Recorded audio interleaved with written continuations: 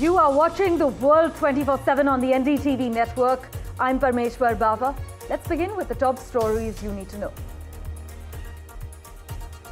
Syria's leading rebel group has named a new prime minister to head the country's transitional government as outside powers move to shore up their interests in the wake of the Assad regime's collapse.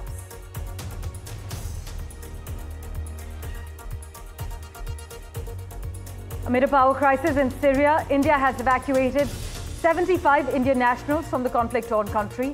The evacuation was conducted 2 days after the rebel forces ousted Assad's authoritarian government. India's Defence Minister Rajnath Singh met Putin in Moscow to enhance India-Russia defence ties, also urging faster S-400 deliveries and increased military collaboration.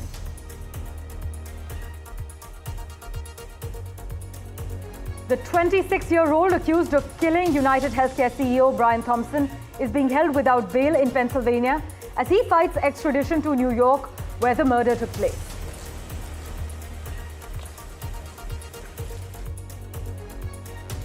And an NDTV exclusive, we'll be joined by an inspiring young leader making history at one of the world's oldest debating institutions. Anoushka Kale, a 20-year-old British Indian student, has just been elected president of Cambridge University's prestigious Cambridge Union Society.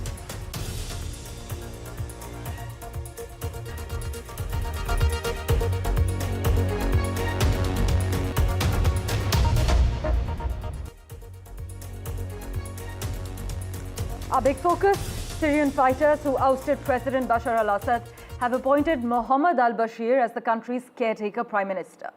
Now, al-Bashir, who previously headed the Hayat Tahrir al-Sham-led government in Idlib province, will now lead a transitional government, but his term will last until the 1st of March next year. A little bit of context about him: he has served as the head of the rebel administration's self-styled Salvation government since January and previously held the role of its development minister as well. But his immediate challenge, presiding over a country that's divided and battered actually by 13 years of war and seek to unite it in the traditional seat of power, which is Damascus. Well, for further clarity, we have with us Professor Sari Hanafi, Professor of Department of Sociology, Anthropology and Media Studies, currently joining us from the American University of Beirut. Thank you so much, Professor Hanafi, for making time for us. How do you see the latest developments with Syrian rebels having overthrown the Assad regime and now appointing a head of transitional government? Yeah, this is a wonderful thing. This is a very brutalized dictator, and I think the Syrian people suffer for 56 years with the if you like, governance of his dad, Hafez al-Assad, and Bashar al-Assad, and it was a very violent regime, using systematically torture, violating of human rights. So finally, after 13 years of since the outset of the Syrian revolution, the Syrian people succeed in a very civilizational way, I would say, the succession of power. There is very little casualties in this war. The importance is really that the new leadership recognize the diversity, ethnic diversity, religious diversity of Syria, and seek not to impose public morality, if you like. We saw yesterday in the communique of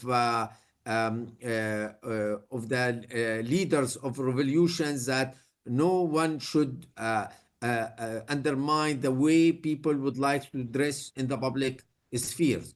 So I think there is a significant positive side, signs, to let us think that so far there is a perspective of transition into a state of law, I would say into democratic state, even if the new leader, they don't like to use this word democratic state. In fact, Professor Hanafi, this is something many living in Syria for the past 13 years have reiterated time and again that it was a very violent regime. There was systemic torture. There was a violation of human rights in broad daylight. But many emphasize that managing a rebel region of some 5 million people is actually a totally different task from a national leadership role in a country that's torn by deep divisions, as you are highlighting, and where many people live in poverty as we speak. So what do you think about these rebel forces then, the HTS and the Kurdish forces? Do you feel that after having overthrown Assad, there would be some peace among these factions? Yeah, this is a very good point. I think first of all, it's not about liberation of Sham committee, if you like, HBS. It's about a unifying effort of all, if you like, the revolutionary forces, except the Kurd, who unify themselves in order to advance to liberate Damascus and toppling down Syrian regime. So there is a specificity, I would say, of the Kurdish area, and I think in the future should be some negotiation to have a decentralized confederation type of governance in Syria. But I don't think this is a big hurdles. I mean, I think how the revolutionary forces were able to convince Christian, Alawites, Shia that no one will hurt them, and this is what happened so far. I think they will send the same message for BYD. Well, Professor Hanafi, thank you so much, as always, for joining us on NDTV. We will, of course, revert to you for regular updates to understand this conflict better. But amid this power crisis in Syria, India has evacuated 75 Indian nationals from the conflict-torn country.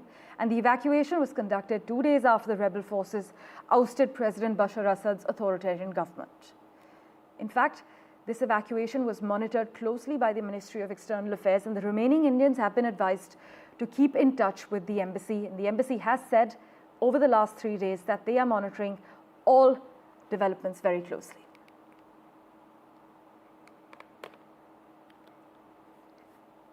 In other news, despite ongoing geopolitical challenges and significant pressure, India has made a deliberate choice to not only maintain strong ties with Russia, but also deepen our cooperation. This is something Defense Minister Rajnath Singh has made clear as he touched down at the Kremlin in Moscow, emphasizing India's unwavering support for its Russian allies. Speaking during the 21st India-Russian Intergovernmental Commission on Military and Military Technical Cooperation, Rajnath Singh assured that India will always stand by Russia, a sentiment he later reiterated in a meeting with Russian President Vladimir Putin.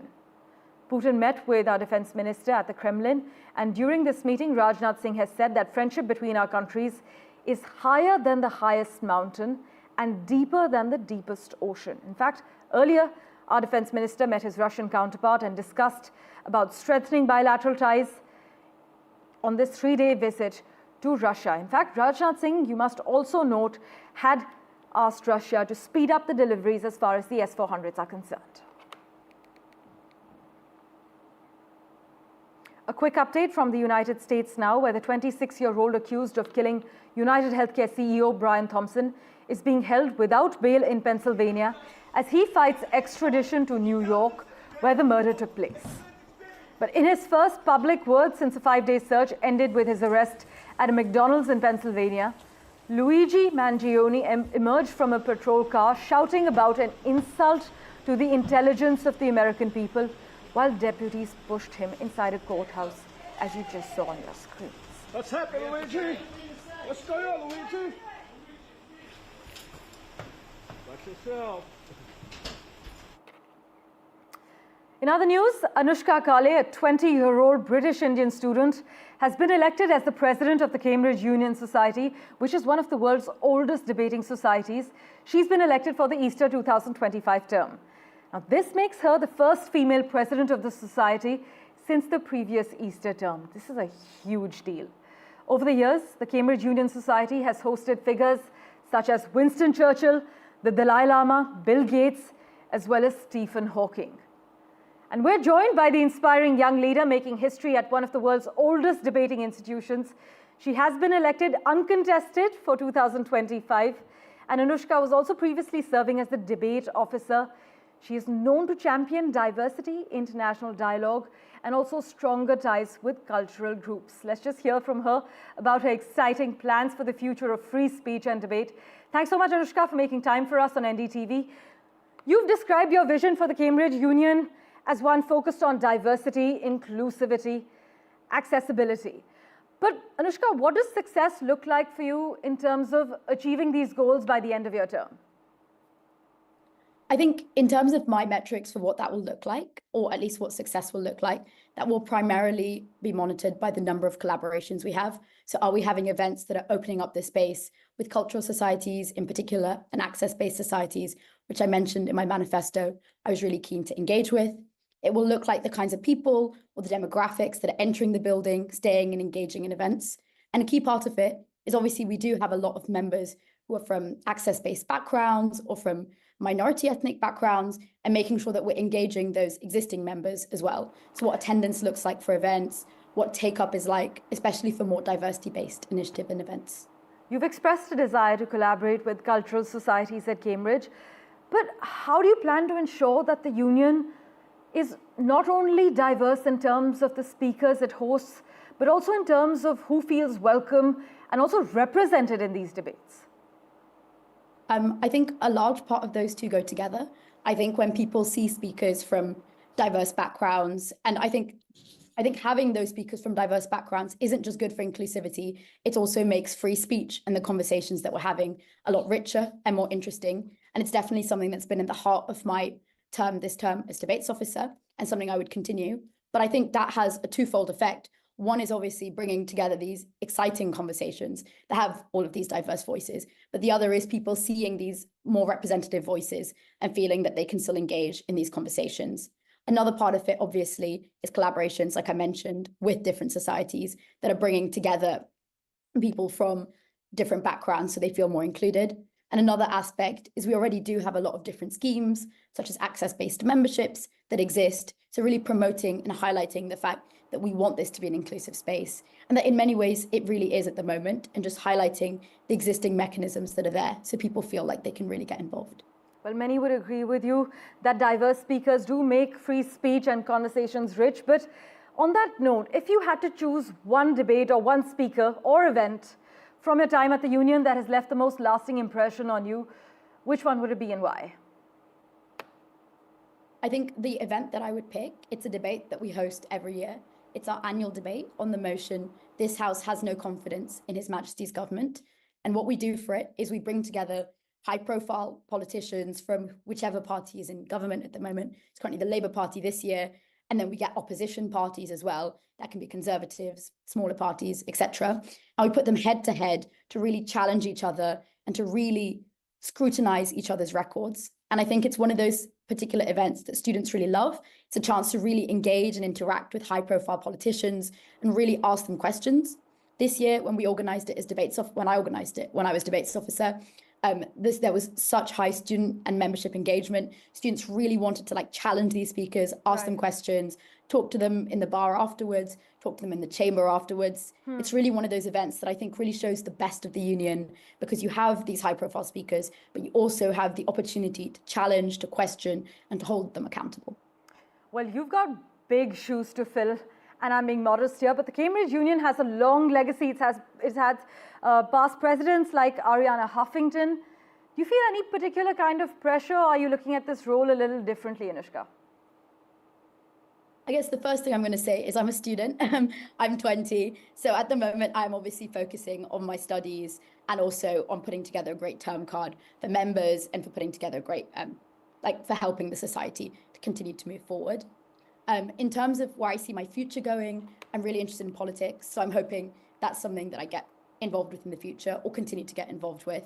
And obviously in the UK, there's a great history or current times. We've had a lot of politicians from South Asian and from Indian backgrounds. Like recently, obviously, we had Rishi Sunak as Prime Minister really get involved in politics. So that's a great trajectory to kind of witness. And also we do have strong connections historically with quite prominent figures at the union, like Nehru spoke at the union.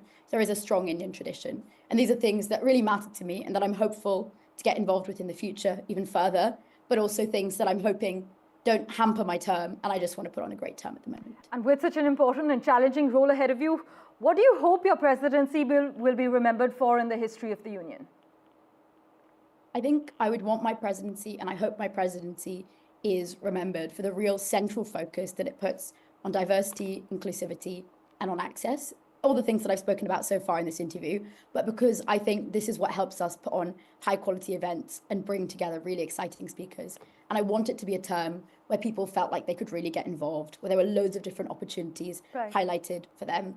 And I want it to be one where we are remembered, because I think if you really put in the effort with putting together a good term card, you can really get some really exciting speakers. And I want to put together speakers and debate events that people really feel challenge them and that they get excited by. Right, finally, you know, many are inquisitive in India, around the world, but as someone who has successfully navigated the application process and now leads one of Cambridge's most historic societies, what would you say are some key do's and don'ts for prospective students applying to the University of Cambridge? I think obviously I can't comment in terms of admissions for other people, I mean, in general, but I'd say from my personal experience, when I was applying to the university, I study English literature, and it's a topic I'm really interested and excited by.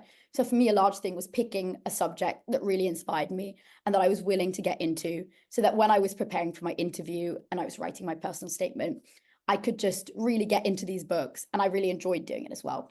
And I think when I did do my interview, I tried to think about it as a conversation and a chat with people that I was, you know, with professors who knew a lot about the subject, and where I would get a chance to just kind of explore my thinking around the topic. So I would say, pick a subject that you're really enthusiastic about and get lost in it, spend time reading and enjoying it. Well, Anoushka, thanks so much for making time for us and joining us on NDTV. As I mentioned, the Cambridge Union Society has hosted figures like Winston Churchill, Bill Gates, Stephen Hawking, and now Anoushka will be heading it come Easter as the president. We'll be watching your journey very closely. Thanks so much. And as always, news and updates continue right here on NDTV. We're stepping into a very short break for now.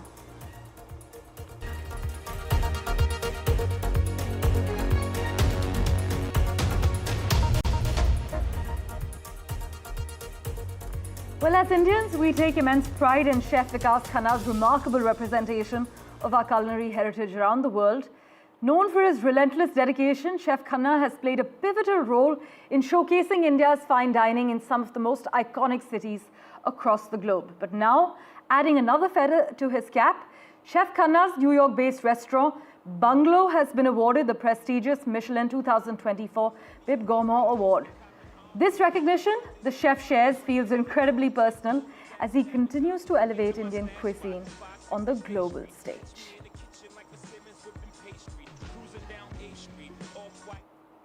And for the first time ever, Canadian music legend Bryan Adams performed in Shillong in the Polo Ground.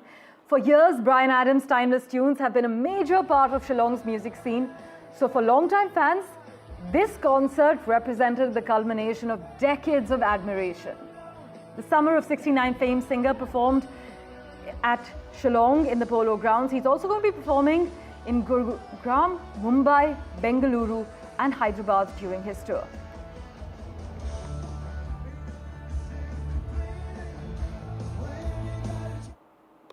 Well, switching tracks from Lapata Ladies to All We Imagine Is Light, Chaya Kadam has had an extraordinary year. The acclaimed actor stars in All We Imagine Is Light, a groundbreaking film directed by Payal Kapadia, for which she's also been nominated at the Golden Globes as the first Indian female director, the first ever for an Indian female filmmaker. The film has swept international acclaim, being named Best International Film by both the New York Film Critics Circle and the Gotham Awards.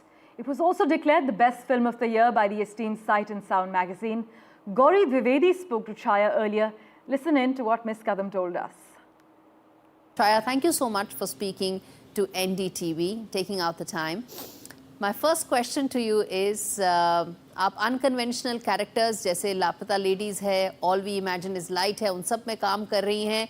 कैसा रहा है 2024 आपके लिए और कैसे रहे ये सारे characters? यस 2024 मेरे लिए बहुत सारे सरप्राइज लेके आया है। सो बहुत खुश हूँ कि 2024 में एक तो लापता लेडीज़ मेरे हिस्से में आई और मंजू माई जैसा कैरेक्टर मुझे करने को मिला। किरण राव की मैं यानी हमेशा के लिए थैंकफुल रहूँगी कि एक एक्टर को मंजू माई जैसा कैरेक्टर प्ले करने के लिए मिलना बहुत बड़ी बात है, क्योंकि कुछ कुछ कैरेक्टर्स है ना कि सिर्फ फिल्म तक सीमित नहीं रहते, वो कैरेक्टर है ना ज़िंदगी भर आपके साथ रहते और आपकी हिम्मत बढ़ाते रहते। तो मंजू माई मेरे लिए वैसी थी। और उसके बाद आया all we imagine as light वाली पार्वती। और ये दोनों कैरेक्टर है ना बहुत स्ट्रॉन्ग लेडी है। इंडीड। तो बहुत मज़ा आया करने के लिए। और ऐसे कैरेक्टर है ना जिनके जैसे पार्वती के लिए पार्वती का चलना बोलना, और पार्वती के पॉजेस बहुत बोलते हैं। तो उसके ऊपर काम करने में बहुत मज़ा आया। और किरण राव और पायल कपाड़िया विमेन डायरेक्टर्स, बहुत यानी विमेन डायरेक्टर्स के साथ हिस्ट्री लिखी जा रही है विमेन डायरेक्टर्स के साथ। क्या बोलेंगी आप कि अब इंडस्ट्री में और विमेन डायरेक्टर्स आ रही हैं और उनका काम जो है वो दुनिया भर में सराहा जा रहा है। दुनिया के बड़े बड़े फेस्टिवल्स में women lead stories, women directed stories and films आगे बढ़ रही हैं।